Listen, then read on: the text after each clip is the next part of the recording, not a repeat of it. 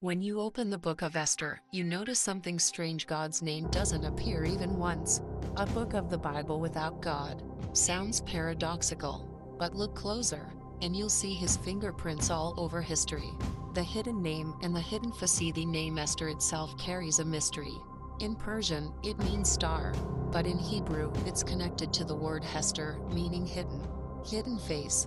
Jewish tradition calls our time Esther Panem, a time when God's face seems hidden. No prophets, no open miracles, just silence. But is silence truly absence? Or is it divine orchestration, patiently unfolding? Vashti's fall, a lesson in pride and exile. Of Vashti's dismissal seems like mere palace drama.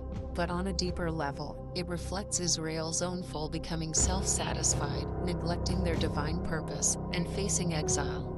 Yet, exile isn't the end. It's the beginning of redemption. Mordecai and Haman aren't just two men, they're symbols. Mordecai represents the righteous, the pure incense of the temple. Haman, he's more than just a villain. His name echoes the serpent of Eden, the master of deception, the force of chaos. His mission? To distort truth, to make people bow to false power.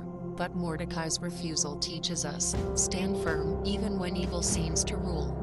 Esther's transformation, a soul's journey before stepping into destiny. Esther undergoes a year-long preparation, 6 months of myrrh, 6 months of fragrant oils. Why? Because true transformation isn't instant.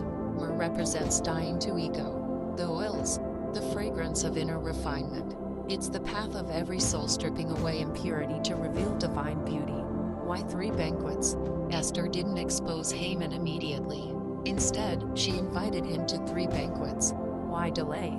Because in the cosmic plan, evil must ripen before it's cut down. Just like Pharaoh's heart hardened before his fall.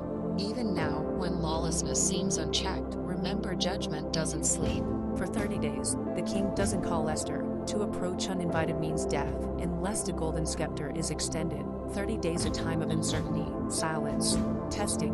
Haven't we all faced those moments? When heaven seems closed, when prayers seem unheard, the grand reversal, when evil falls into its own trap. The ultimate irony, Haman's own trap becomes his doom. The gallows he prepared for Mordecai, it becomes his own news. This is God's pattern. Evil builds its own downfall. It happened to Pharaoh, it happened to Haman, and it will happen again.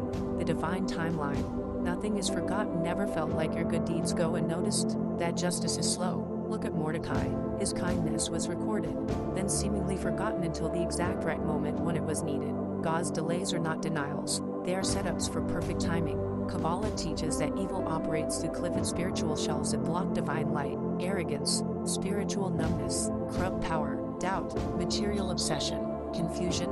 Sound familiar? These aren't just ancient forces. They're alive today. Jewish tradition teaches all senses are corrupted except one, the nose. The Messiah will judge by smell. Why? Because fragrance represents purity, beyond deception. Esther's true power wasn't just her beauty, it was her fragrance, her soul's purity, attracting divine favor, the path of faith in an age of hiding. So what do we learn from Esther? God's silence is not absence, it's hidden action. Evil's rise is temporary, its fall is inevitable. Faith requires stepping into destiny, despite fear. Injustice will be reversed in God's perfect time. In a world of confusion, we must discern truth. In an era where God is dead, will you be like Esther? Will you light the flame of faith in the darkness? Because maybe, just maybe, you were born for such a time as this.